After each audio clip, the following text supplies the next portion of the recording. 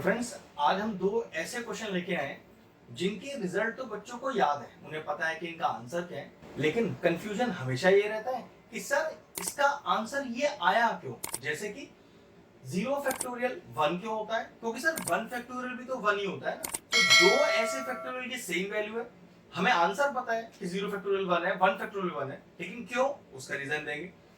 एक है कि भाई anything raise to the power zero is one, sir ये भी हमें याद है, लेकिन इसका लॉजिकली या कोई तरीका क्या है या कंसेप्ट क्या है। एक कंडीशन है कि सर किसी भी तरह का आप एजम्पशन मत लेना, क्योंकि एजम्पशन लेकर आप क्या करते हो, अपना आंसर निकाल लेते हो। हमें एक ऐसा मैथमेटिकल प्रूफ चाहिए जो प्रॉपरली इसे समझा सके। ये एक क्वेरी था हमें जो ऑनलाइन मिला एक स्टूडेंट के थ्रू। तो चलो एक लॉजिकल एग्जांपल लेते हैं और आंसर। हाँ, एक बात और, अगर मैं फैक्टोरियल सॉल्व कर रहा हूं तो 10th क्लास या उससे नीचे क्लास के बच्चे तो समझ नहीं पाएंगे, क्योंकि फैक्टोरियल जैसा चीज 11 क्लास से स्टार्ट होता है। हाँ, लेकिन ये चीज सबको समझ में आ जाएगा कि anything raise to power zero is one क्यों। तो सबसे पहले जीरो फैक्टोरियल वन क्यों होता है, उसके लिए एक छोटी सी सीरीज लिख के दिखाता हूँ। देखो क्या, थोड़ी देर के लिए जीरो फैक्टोरियल हमें नहीं पता क्या होता है, छोड़ देते हैं यहाँ पर। तो व्हाट इज वन फैक्टोरियल, भाई आपको पता है वन होता है। व्हाट इज टू फैक्टोरियल, अब two factorial is two into one, that is equal to two. तो what is three factorial, three factorial क्या होता है, that is three into two, तो वैल्यू हो गया सिक्स।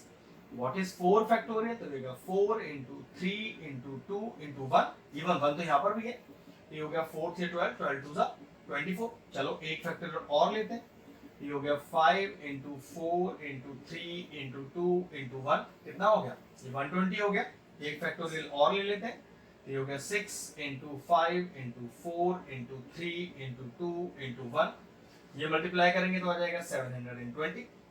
लेने को तो और एग्जाम्पल भी ले सकता हूँ, लेकिन 6 फैक्टोरियल तक आपको मेरी बात समझ में आ जाएगी कि मैं क्या कहना चाह रहा हूँ। ठीक है, सबसे इंपॉर्टेंट क्या है, 720 को 120 से डिवाइड करो। तो अगर मैं यहाँ पर 720 को 120 से डिवाइड करूं तो देखो आंसर क्या आ रहा है, 6 आ रहा है। चलो अब जरा 120 को 24 से डिवाइड करो तो चेक करो आंसर क्या आ रहा है, पक्की बात 5 ही आ रहा है। अब यहाँ पर 24 को 6 से डिवाइड करो, क्या आ रहा है, 4 आ रहा है। फिर यहाँ पर 6 को 2 से डिवाइड करो, देखो क्या आ रहा है, 6/2, 3 आ रहा है। तो चेक करो कि 2 को अगर 1 से डिवाइड करूं तो 2 आ रहा है। चेक करो 6 5 4 3 2, ये तो गारंटी है कि यहां पर आंसर 1 ही आना है। ठीक है कि भाई 6 5 4 3 2, तो गारंटी है कि 1 आना है। लेकिन ये सोचो 1 कैसे आएगा, ऑब्वियसली बात है यहां जो नंबर लिखा है मुझे तो नहीं पता, क्योंकि मैं तो नहीं जानता कि जीरो फैक्टोरियल क्या होता है, वही तो मैं सिखा रहा हूं। लेकिन ये मुझे पता है कि इस 1 को एक ऐसे नंबर से डिवाइड करना है कि आंसर 1 आ जाए। तो पक्की बात है इस वाले 1 को आप कौन से नंबर से डिवाइड करोगे कि आंसर 1 आ जाए। तो पक्की बात यहां अगर 1 लिखा होगा तो पक्की बात आप 1 से डिवाइड करोगे और आंसर 1 आ जाएगा। तो ये बात गारंटी हो गया कि जीरो फैक्टोरियल का वैल्यू भी 1 है और 1 फैक्टोरियल का वैल्यू भी 1 है। जब आपने 1 से लेके 6 फैक्टोरियल तक की वैल्यू निकाल ली, फैक्टोरियल तो और भी निकाल सकते हो, उससे फर्क नहीं पड़ता है। तो जब आप बाद वाले टर्म को पहले वाले टर्म से डिवाइड कर रहे हो तो आपको मिला 6, फिर मिला 5, फिर मिला 4, फिर मिला 3, फिर मिला 2 और फिर मिला 1। लेकिन 1 आपको ये मिलेगा कब, 1 आपको तब मिलेगा जब आप इस वाले 1 को यहां वाले नंबर से डिवाइड करोगे। तो सोचो कि यहाँ क्या लिखा होना चाहिए, 1 को जब 1 से डिवाइड करोगे तभी तो 1 आएगा। जब 1 को 1 से डिवाइड किया तो हमारे पास 1 आ गया। तो गारंटीड है जब जीरो फैक्टोरियल की वैल्यू 1 होगी तभी हमारे पास यहाँ 1 आएगा। ये लीजिए कंसेप्ट क्लियर हो गया कि 1 फैक्टोरियल तो 1 होता है, लेकिन जीरो फैक्टोरियल 1 क्यों होता है, इसका आंसर आपको यहाँ मिल गया। ये लीजिए, अब चलते हैं दूसरे क्वेश्चन की तरफ। दूसरा क्वेश्चन कह रहा है कि भाई anything raise to the power zero is 1।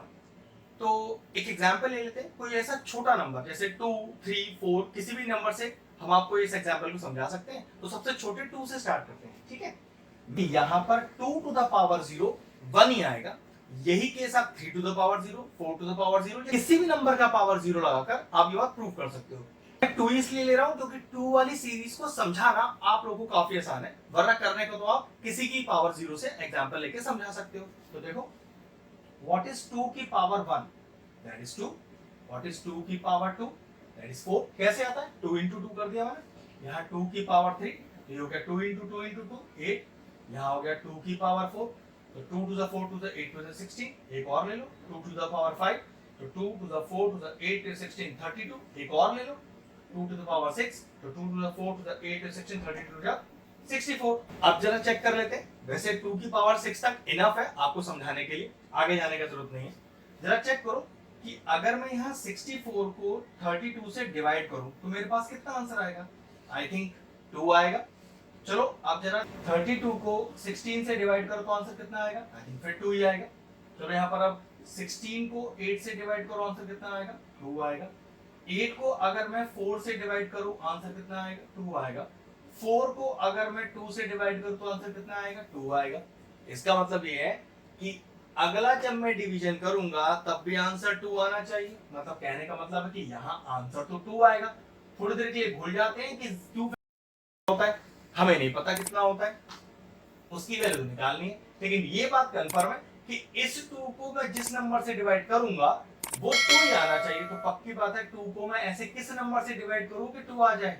Guaranteed है 2 will be divided by 1 to get 2। इसका मतलब ये हुआ 2 वाले एग्जांपल में जब हम पावर को लेते हैं और उन्हें रिवर्स डिवाइड करते हैं तो पता चलता है कि 2 की पावर 0 में जब मैं यहाँ 1 लिखूंगा तभी वो सीरीज को कंटिन्यू करेगा। तो इस लॉजिक से कंफर्म हो जाता है कि यहाँ 2 की पावर 0 1 ही आएगा। आप ये काम 3 की पावर 0, 4 की पावर 0, 5 की पावर 0 लिखकर उसकी सीरीज बनाइए, रिवर्स डिवाइड कीजिए, 100% आपको यहाँ पर 1 ही मिलने वाला है। ये तो वो लॉजिकल क्वेश्चन थे जिनके आंसर बच्चों को याद जरूर है लेकिन उनके पीछे का बेसिक उनको नहीं क्लियर है। तो हमने छोटी सी कोशिश करके बच्चों को ये दोनों आंसर समझा दिए। ये क्वेश्चन यही फिनिश हुआ, वीडियो फिनिश करते हैं।